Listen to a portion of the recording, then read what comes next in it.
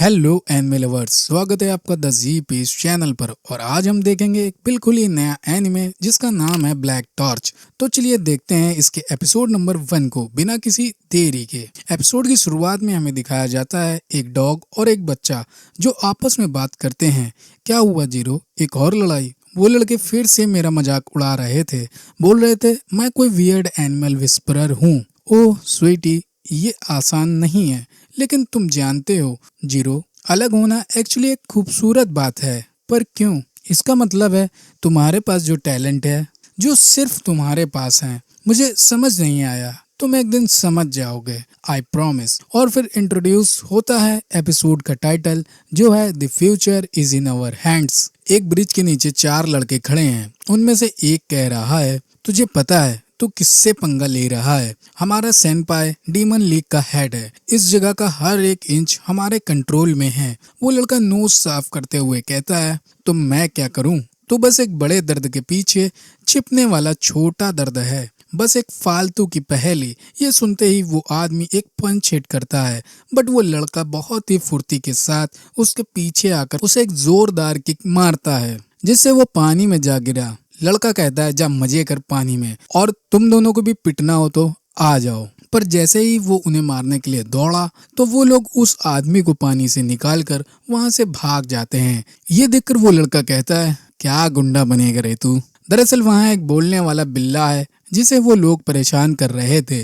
वो बिल्ला कहता है, जीरो, तुमने तो हमें सच में बचा लिया। ये लोग आजकल हमें बहुत परेशान कर रहे थे, पर तुम्हारी वजह से अब नहीं करेंगे। हम तुम्हारे एहसानमंद हैं, लेकिन मुझे अब तुम्हारी चिंता हो रही है क्योंकि वो तुमसे बहुत ही ज्यादा गुस्सा हो गए हैं। जीरो कहता है, टेंशन मत लो, ये तो मेरा रोज का है। ठीक है, तो फिर मैं चलता हूँ, तुम अपना ध्यान रखना। जीरो घर आता है, पर उसके दादाजी को सब कुछ पता चल गया था। दादाजी जीरो पर भड़क जाते हैं, तेरे दिमाग में कचरा भरा है क्या? तू फिर से लड़ाई में पड़ गया था ना? कितनी बार तुझे बताना पड़ेगा? मैंने तुझे शिनोबी की कला इसलिए नहीं सिखाई थी ताकि तू गुंडों की तरह बिहेव करता घूमे।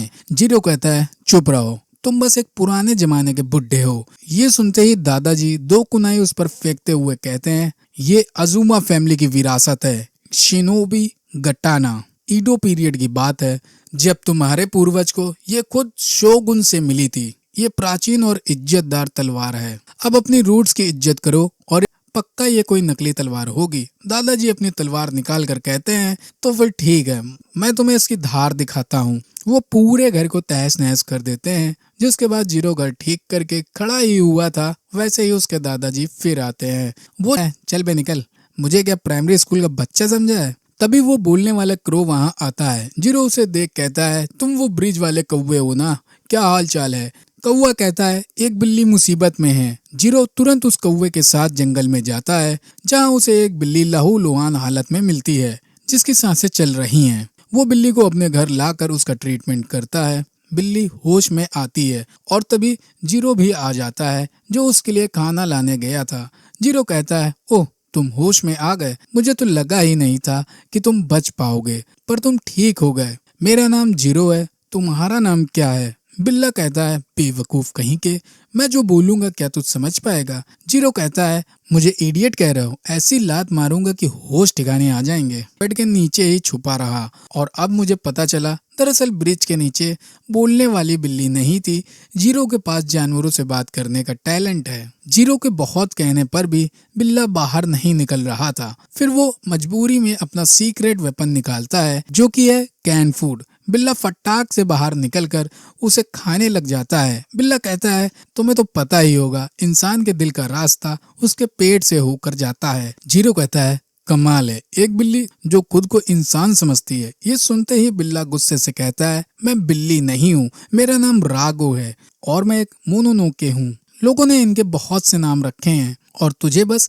इतना पता होना चाहिए कि वो हर जगह हैं। पर रागो को लगता है कि वो इसे सच बता सकता है कि ज्यादातर मोनोनोके इंसान या फिर जानवरों का रूप ले लेते हैं और किसी को पता भी नहीं चलता। जीरो पूछता है, तुम्हारे जैसा मोनोनोके इस हालत में कैसे पहुंचा? अभी मुझसे हेल्प मांग रहे थे पर मैंने मना कर दिया। जीरो बोलता है, लेकिन तुमने मना क्यों किया?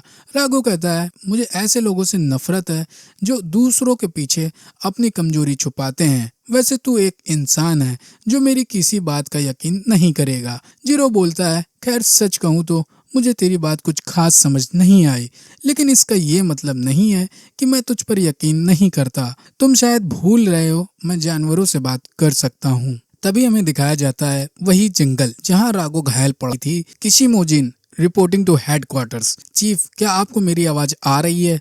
दूसरी तरफ से शिबा बोल रहा हूँ। कुछ मिला क्या तुम्हें? हाँ, मैं जंगल में E16 कोऑर्डिनेट्स पर हूँ। मुझे यहाँ खून मिला है जो पक्का राघो का है। मुझे स्पेक्ट्रल एनर्जी फील हो रही थी जो यहाँ आकर रुक जाती है। वो यहीं आसपास हो सकता है। ठीक है, मैं सर्च टीम के साथ रीग्रुप करूंगा। फिलहाल तुम पीछे हट जाओ। समझ गई। और वो लड़की कॉल कट कर वहां से चली जाती है। बट वहां कोई और भी था। सीन शिफ्ट होता है जीरो की तरफ जो राघो को नहला रहा है। वो राघो से कहता है, तुम पूरी तरीके से ठीक हो गए, तुम कोई ऑर्डिनरी बिल्ली नहीं हो।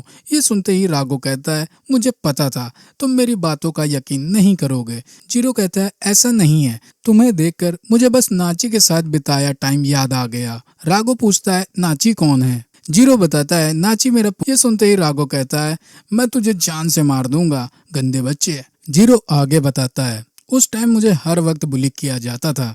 मैं मिट्टी कटने और खरोचों के सिक नजर देखता और मुझे उसे नहलाने को कहता। वो कहता, तुम मेरे फर को साफ करो। दर्द उठता है क्योंकि उसके जख्म तो भर गए हैं, लेकिन उसकी स्ट्रेंथ पहले जैसी नहीं रही। राघो आगे बढ़ने लगता है और तभी पीछे से आवाज आती है, सुनो, थोड़ा लड़खड़ाते हुए लग रहे हो। राघो चौंकते हुए कहता है, लेकिन तुम तो सो रहे थे। जीरो कहता है, वो कहता है, तुमने मेरी जान बचाई है तो इसका ये मतलब नहीं कि मैं तुम्हें हर चीज बताऊं। और वैसे भी तुमने मेरी हेल्प इसलिए की क्योंकि तुम चाहते थे। तुम मसीहा बनने का नाटक बंद करो। अगर मैं वहाँ मर भी जाता तो मुझे कोई दिक्कत नहीं थी। जीरो कहता है, मुझे नहीं पता तुम्हारी क्या स्टोरी है, बट मरने की बात दोबारा मत करना। इतनी बकबक के बाद राघो का मूड खराब हो जाता है। वो अपना ऑरा दिखाते हुए कहता है, चुप हो जाओ, नहीं तो तेरी सांसों की नली को अपना पर्सनल स्क्रैचिंग पोस्ट बना दूंगा। मैं एक मोनोनोके हूँ, इंसान को खाने वाला स्पेक्टर। जिंदा रहना चाहते हो तो मुझे अकेला छोड़ दो। तभी वहाँ एक और मोनोनोके आकर जीरो पर हमला कर देता है, लेकिन राघो जीरो को धक्का देकर जंगल में भाग जाता है और उसके पीछे वो दूसरा मोनोनोके भी जंगल में राघो का पीछा करने लगता है। वो जानता है कि राघो अभी पूरी तरह से ठीक नहीं हुआ है और फिर वो राघो को एक जोरदार पंच हिट करने के बाद कहता है,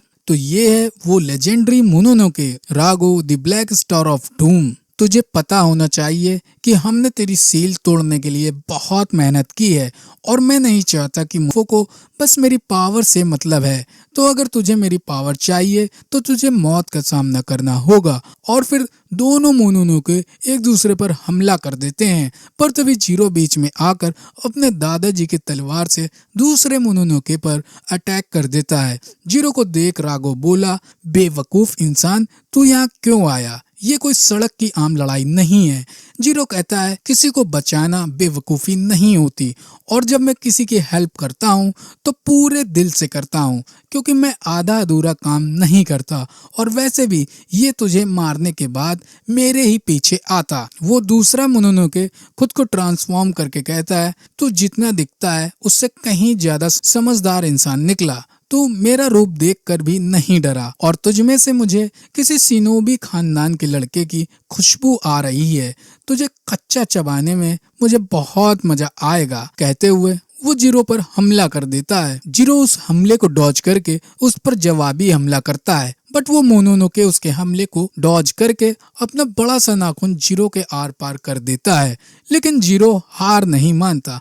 वो उसकी उंगली को अपनी तलवार से काटने की कोशिश करता है, लेकिन वो मोनोनोके उसे जमीन में फेंक कर कहता है, राघो मैं इसे तुम्हें देता हूँ क्योंकि बहुत टाइम से तुमने कुछ नहीं खाया। मुझे पूरा भरोसा है कि पेट भरने के बाद तुम्हारा माइंड बदल जाएगा। राघो उस दूसरे मोनोनोके से कहता है, अपना डर जाता है और इसी के साथ राघो खुद को सैक्रिफाइस करके कहता है, अपनी आंखें खोल जीरो, एंड फिर वहाँ एक ब्लैक एनर्जी का विस्फोट होता है जो काफी दूर से इचिका को दिख जाता है। वो अपने चीफ को ये बताती है, जिस पर चीफ कहता है लगता है मामला थोड़ा ज्यादा ही बिगड़ गया है, सभी लोग लोकेशन की तरफ बढ़ो। लेकिन रागो की इस हरकत को देखकर वो दूसरा मोनोनोके बहुत ही गुस्सा हो जाता है। वो कहता है, कमीने रागो, तुझे पता भी है तूने क्या किया? तूने एक इंसान के लिए अपने इस साथियों को धोखा दे दिया। जीरो होश में आ जाता है। वो अपने घाव और अपनी बॉडी के चारों ओर इस